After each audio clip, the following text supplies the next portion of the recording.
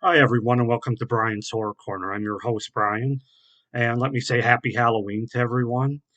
It is day 31 of my 31 horror movies in October Halloween series. So we finally reached the end, and for the last day, the day of Halloween, I'm going to be taking a look at a movie that's synonymous with Halloween, right there with John Carpenter's Halloween, and that is Trick or Treat from 2007 that I have on Blu-ray here with some great special features included. So yeah, let's just get into it. Trick or Treat. So Trick or Treat's a 2007 American anthology horror comedy film written and directed by Michael Dougherty and produced by Bryan Singer from the X-Men movies.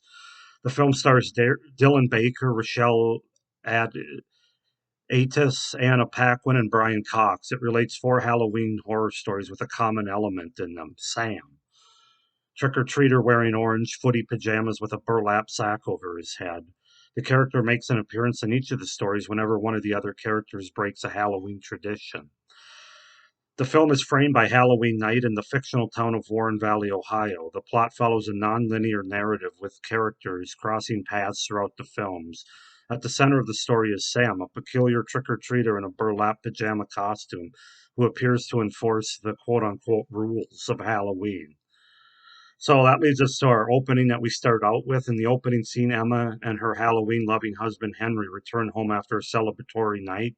Emma blows out the jack o' lantern before midnight against Henry's superstitious advice.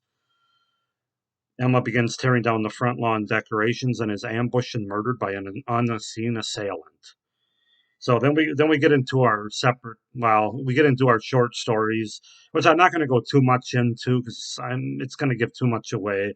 But the titles of them are Principal is the first one, Halloween School Bus Massacre is the second one, Surprise Party is the third one, and Sam is the fourth one. And then we get our conclusion. Um, so yeah, I don't think I'm going to go into each of these stories because I want you to watch the movie. I mean, I'll kind of go into it a little bit um, with my review here, but unlike Tales of Halloween, where I probably spent too much time giving the synopsis for each story, of course, that had 10, this has 4. Cast wise, we have Quinn Lord as Sam, Dylan Baker as Principal Stephen Wilkins, Anna Paquin as Laurie, Brian Cox as Mr. Krieg, Lauren Lee Smith as Danelle, Rochelle Adis as Maria, Britt McKillop as Macy, Jean Luc Bellodo, Bilodeau as Schrader, Sam Todd as Rhonda, Leslie Bibb as Emma, Tamo Pennicott as Henry, and Brett Kelly as Charlie. Is just to name a few of the few of the characters and cast. So yeah, getting into my review, this is a fantastic Halloween movie. It's right there with John Carpenter's Halloween for me as far as Halloween staples go. And every year watch on Halloween, along with Halloween from 1978. This just has everything I want out of an anthology film, out of a horror film, out of a Halloween film. It checks all the boxes for me. So let's just go ahead and get into it. There's about a half a page of prose here with only one little nitpicking con that I have. So you can probably tell that I'm going to gush for the next 10 or 12 minutes about this movie. But the first thing I have to start with is the uniqueness of this type of anthology. That whole aspect of the movie. It's very much in the theme of Creep Show and Tales from the Crypt, with sort of the comic book style of the movie. It's not kind of the typical horror Halloween anthology with sort of a main framing wraparound story and then separate shorts that play in their entirety. This is a movie that tells the story non-linear, but it's more of an overall like regular horror movie that focuses, I would say, on different short stories throughout it, but they're all interwoven with each other. So, in other words, you see certain scenes from a different story in each story. Just the way that they combined all those elements and sort of wrapped it together, and this non-linear sort of story is just brilliant. I just love it. Um, usually I'm somebody that focuses on a wraparound story or a main story and disappointed with anthology movies that they don't have one.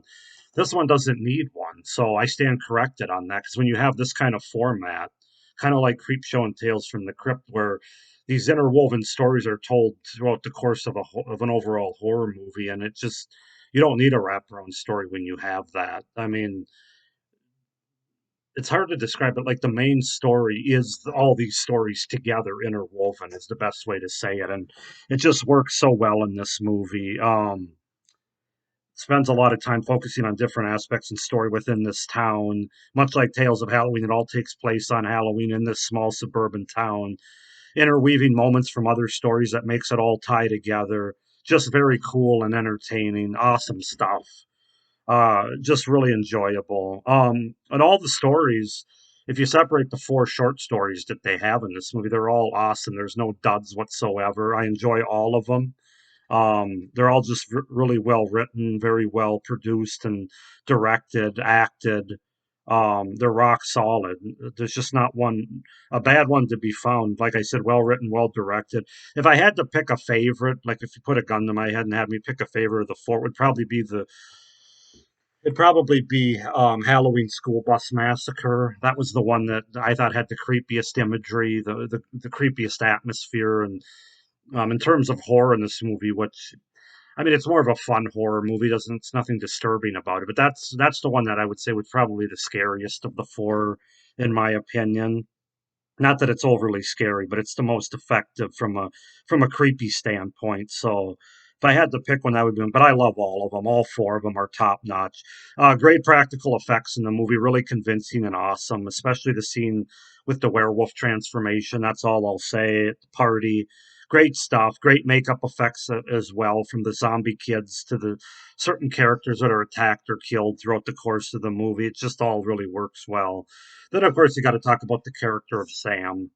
Um, we don't actually get him with the burlap sap, but this is kind of reminiscent of Sam if you've seen the movie. I won't give too much away about it, but one movie, and he's already become one of the most iconic horror movie Halloween icons that there is off of one movie. I mean, everything about the character is great. One of the great horror icons, very effective character that audiences, even though he's kind of, he kills people, but he's kind of, I don't know how to say it, but you kind of root for him. You're kind of on his side because he's sort of righting the wrongs of bad people and bad things that they're doing on Halloween, while upkeeping the traditions or the sort of quote unquote rules of Halloween.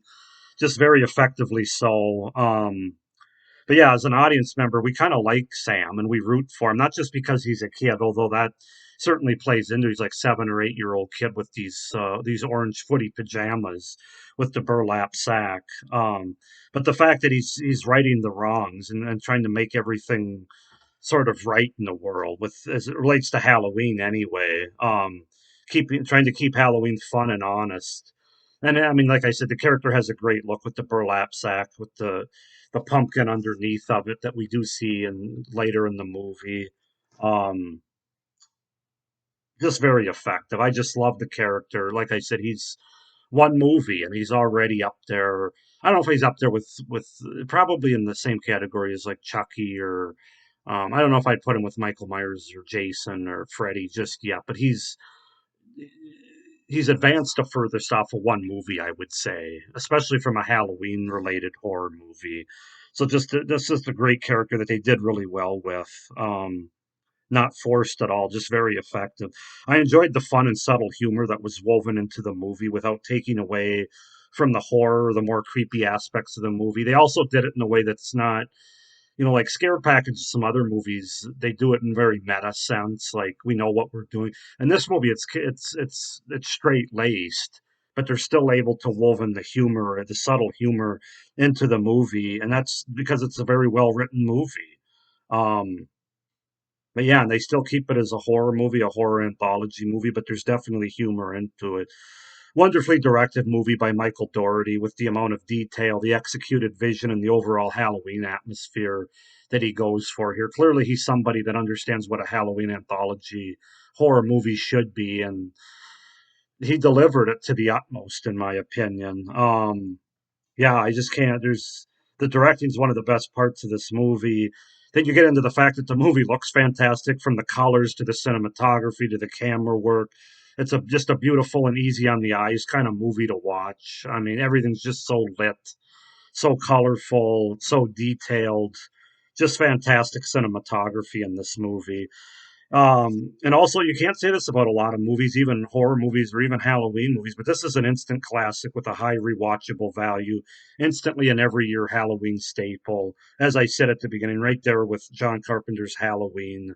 Um, and I'm going to go ahead and say this. I don't think this is a hot take, but it's the best Halloween atmosphere, movie, and mood of any horror movie or Halloween movie that I've ever seen, including John Carpenter's Halloween. It just got everything that you could want in a Halloween movie. From carved pumpkins to trick or treaters to a Halloween festival going on to costumes to folklore and fairy tale kind of ideas, sort of turned on their heads with a twist. It's just got everything you could want. Halloween candy. I mean, the list goes on and on. And but yeah, I'm gonna go ahead and say it's the best Halloween atmosphere and mood movie that's ever been made, especially from a horror standpoint. But I'll say from any standpoint, including family Halloween movies. Let's see what else. It's a very well paced movie within a very efficient runtime. This movie's only 82 minutes long, which you might look at that and say, well, that's not even 90-minute movie, but it works. I mean, it doesn't overstay its welcome, although it could have stayed a little bit longer for me because I enjoyed it so much. But it knew when to leave the party, if you will. 82 minutes was perfect. It still told a very effective story with very effective pacing and tie-ins and an anthology that works on just about every level. Fantastic. I love the way they tie all the stories together. Not with a wraparound story, like I said, or a main story, which I enjoy those movies too, but doing it in the way that they did, tying the stories together within the story, so smart and effective, well delivered, great payoffs, great twists within the movie to where the viewer, when the movie ends, you feel really satisfied at the end. It's basically the best analogy I can make. It's like coming off a thrilling roller coaster ride that you don't want to end, and that you basically want to get right back on again and re-ride again and again. It's just fantastic. Fantastic movie. It's a fantastic horror movie, fantastic anthology movie, fantastic Halloween movie. So yeah, those are those are my pros. The one small nitpicking con that I have, and I wasn't even sure I was going to put any cons down. It's just regarding my favorite of the segments, or the one if I had to pick one would be my favorite with the school bus. It's just the whole story regarding all the parents getting together to have their children quote unquote go away or paying for them to be killed. I don't know. That doesn't seem very realistic to me. And maybe you get one or two sets of parents, but to have 8 or 12 sets of parents all come together and decide that because their kids have special needs, that they're all deciding on the same thing to have them killed. I don't know. That's a little bit of a stretch, but it's certainly not enough to ruin this movie in the least. It's just like I said, it's something I had to think about, very nitpicky. And then for some people, there's a lot of cutaway off-screen kills whereas the viewer, we don't see too much, just kind of the results of what happened. The prime example is the opening at the beginning, with the wife that comes home and blows out the pumpkins. The final result we see is very cool, but we don't see how it gets there. So for people that want to see kills and gore on screen, this movie does have gore in it, but it's more that fun Halloweeny kind of gore. It's not like disturbing gore. It's not like constantly seeing somebody stabbed over and over again, or you know. So that might turn some people off. Again, that's more of a for some people kind of con, not a con for me, because this movie's so effective. I didn't even care that the kills were cut away. So you can probably guess from my review, this is a 10 out of 10 movie. Even with that nitpicky con that I have, it's not taking any points away. 10 out of 10. This one and John Carpenter's Halloween are the two best Halloween movies I've seen. I mean, if you know of any other ones that you think are up there that I haven't seen, go ahead and let me know. I've seen a lot of Halloween type movies, whether they be an anthology movie or obviously the Halloween sequels. But I'm putting this one there with the '78 John Carpenter Halloween. Best Halloween movies. This is one of the best. It is the best Halloween anthology movie. It's one of the best anthology horror movies overall. I can't say it's the best because I still have yet to watch from my collection yet, but it's definitely hard to believe it's going to be any lower than third.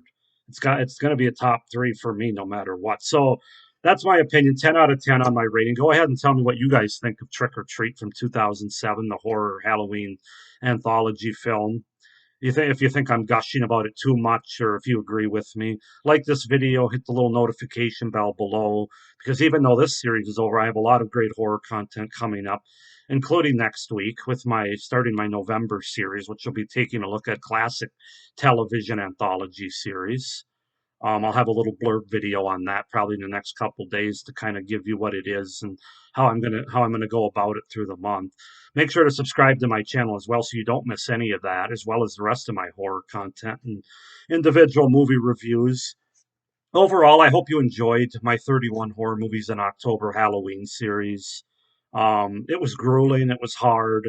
I probably won't do another one of these till at least March of next year, not because I don't enjoy them, but when you have a family and a 5-year-old and a full-time job, it's a lot of work to hit one every single day. So, in a way, I'm kind of glad we've reached the end, but I enjoyed it at the same time, and I hope you did too. So happy Halloween to everyone. Stay safe out there today, but also stay scared. Thanks for watching. Have a great day. Happy Halloween. Bye.